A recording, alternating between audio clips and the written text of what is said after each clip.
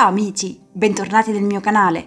Nel video di oggi faremo un'escursione lungo la Via Sacra.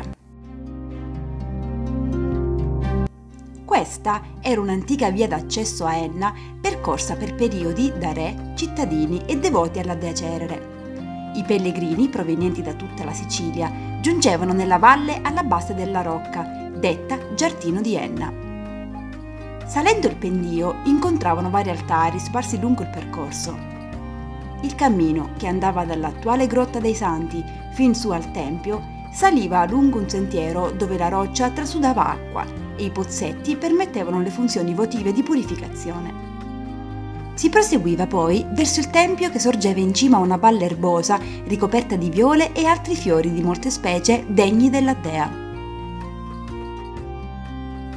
La bellezza del percorso, oltre che nella natura che ti assale ad ogni passo, sta nella possibilità di rituffarsi nel passato. Iniziamo dalla strada statale 117 bis in contrada Baronessa, proprio davanti al bivio per Val Guarnera, e dopo quasi 2 ore e mezzo di salita arriveremo alla Rocca di Cerere, a 972 metri sul livello del mare.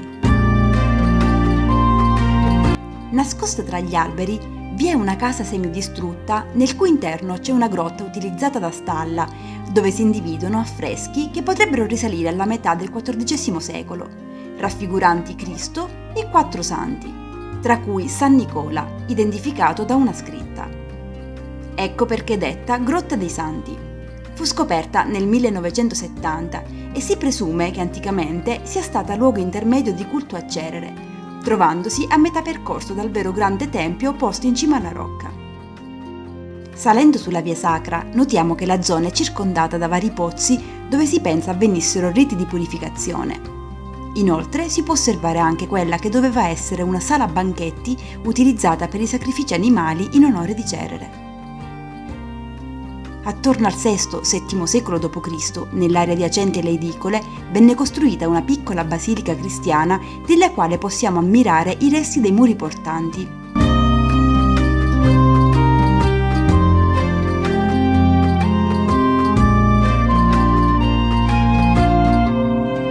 Dietro questa si trova uno dei pilastri della torre di epoca bizantina.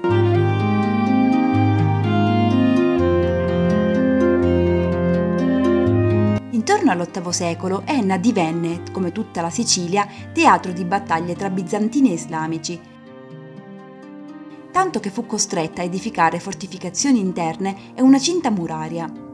Questa venne rinforzata con torrette di avvistamento. Oggi si possono ammirare i resti di una di queste torri riportati alla luce nel 2008.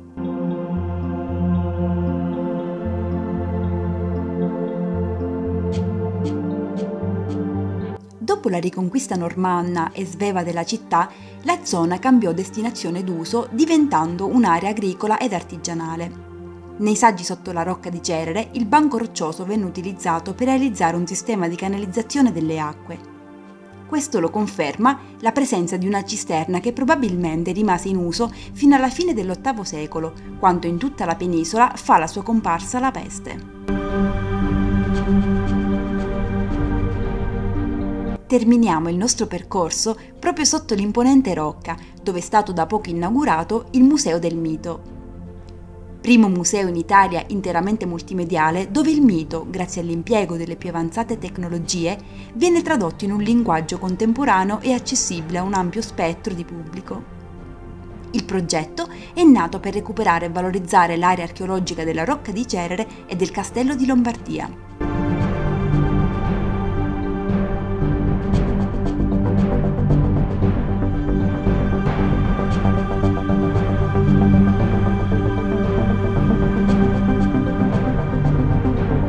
Tappa extra della nostra escursione si trova ai piedi del Castello di Lombardia.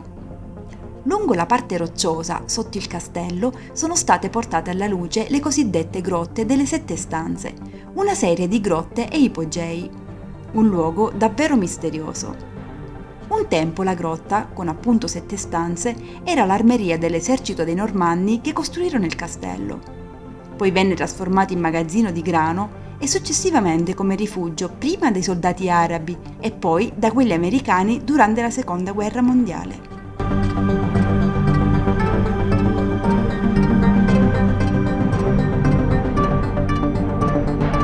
Vi è piaciuta questa escursione? Fatemi sapere nei commenti se conoscevate già questo percorso e cosa ne pensate. Lasciate un like ed iscrivetevi al canale. Al prossimo video, amici!